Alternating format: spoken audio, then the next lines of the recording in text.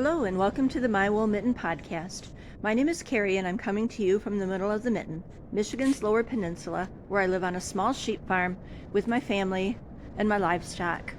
Coming to you today from the barn here at the main house, and you can probably hear the wind whistling outside. I hope it's not too distracting. But I'm just bringing another little short blog today and something a little bit different. I did just put one up yesterday with some spinning and knitting, but today a little bit different. Today's the first day of spring, and it would have also been my 30th wedding anniversary. Most of you who followed us for a while know that I lost my husband almost 3 years ago now, and it gets different. I don't know that it gets better.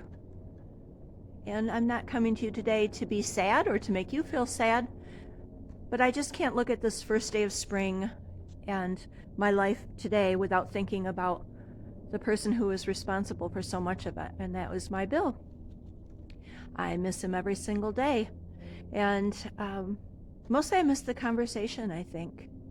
He was such a special man. He didn't write me poetry, but he bought me poetry, and I guess that counts. He was a great one for buying cards and for also writing things down. And it's been a real blessing to me to be able to find some of these journals, or even just a short paragraph that he might have jotted down somewhere. And so I thought I might quickly read you a little note that he had written one year to me.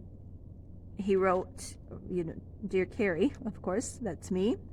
"You've made my life a joy. You are a great piece of spring in the winter. You bolster me up and support me when I'm down. You help me when it's time to make decisions, and most of all, because of you, I have a new way of seeing the world, the kindness, softness, caring, and appreciation I never thought was possible, and I can't imagine life without you." And I feel the same. And I know he's not truly gone. I feel him around me every day, but I miss him. I've been listening to a song lately, and I'll put a link down below because there's a video of it here on YouTube. From a young woman whose music I'm really enjoying, and it's called I'm Running Out of Ways, I think is the name of it. And although I think it's maybe written about a breakup, if you listen to it, and there is a video that has the lyrics, and that's the one I'll link. If you listen to it or watch it, I think the words will make sense to you. On the day that we got married, it snowed, and that was the first day of spring too. Today it's sunny and dry, but cold and windy. I'm just going to show you a few clips. I spent the day yesterday over at the roundhouse, did a little knitting, finished a few jobs, and then I'm going to show you a little bit in the barn, and I think maybe end with a little, or maybe begin with a little bit of a clip that wouldn't upload for me in yesterday's vlog. So anyway, I hope that you have someone that you love and that you can share your life with. I know that there are a number of my followers who are widows, as I am, and I think of each of you today too. And I know it goes without saying, but appreciate the ones that we have while they're here. So thank you for being here today, and thank you for humoring me as I have some introspective thoughts today. No, that's not the word. Just some thoughts that I wanted to share with you guys. I'll see you real soon.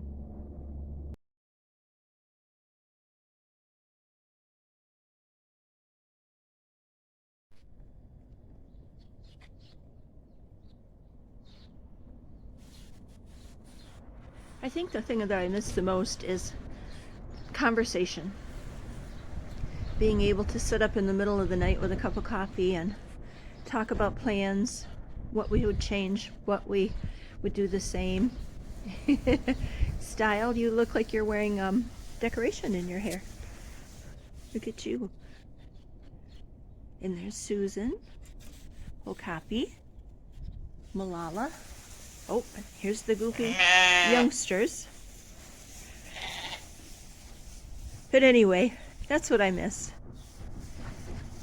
And so I'm always happy to find these little notebooks that he kept, that he jotted down thoughts and plans, or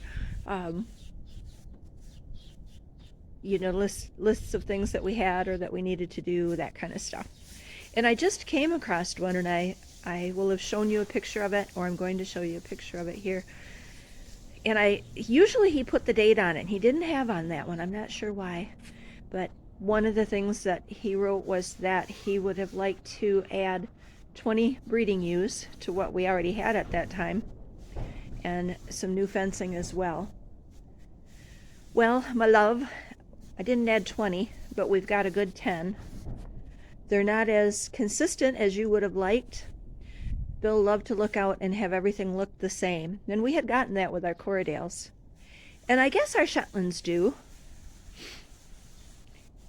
but having the mixture of flock. But anyway, so I'm doing it in some small way, in the way that he was dreaming about. There's 10 ewes, not 20, and there's not new fence, but there's some repaired fence.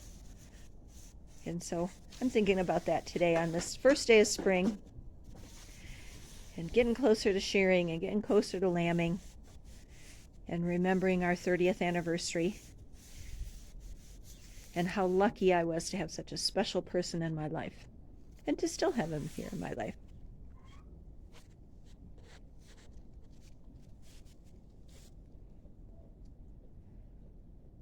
And speaking of lucky, how lucky was I to adopt a dog from a shelter, especially one that's half pit bull, and to have her get along fine with the sheep. That was a worry.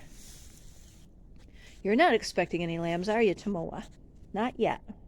Not till next year. But Okapi is making belly.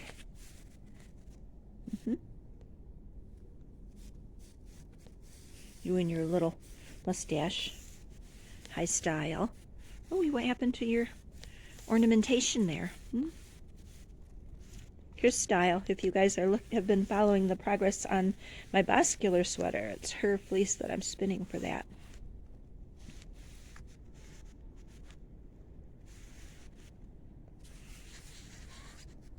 Oh, I think I just saw a lamb kick. Yeah, how about that? Malala would like to pretend I'm not even here.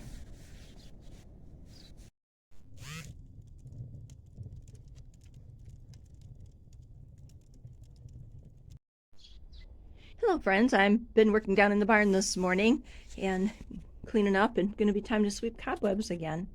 But I thought I'd pick your brains about something, see if you had any thoughts. Maybe I've done this before. I need to start keeping a journal of my podcast episodes, because I can't remember always what I've talked to you about. So in the basement of our old barn, I'm pretty sure I've shown before, we have these 4 tie stalls. And they are 8 foot long, 10 foot if you count the manger. The manger is another 2 feet. These were horse tie stalls, and they are 4.5 feet across. And you can see how they're divided in the front, so like the horses couldn't fight each other for food. So I've got the 4 of these, and I use them mostly to house gates, and down at the other end some buckets and equipment and stuff.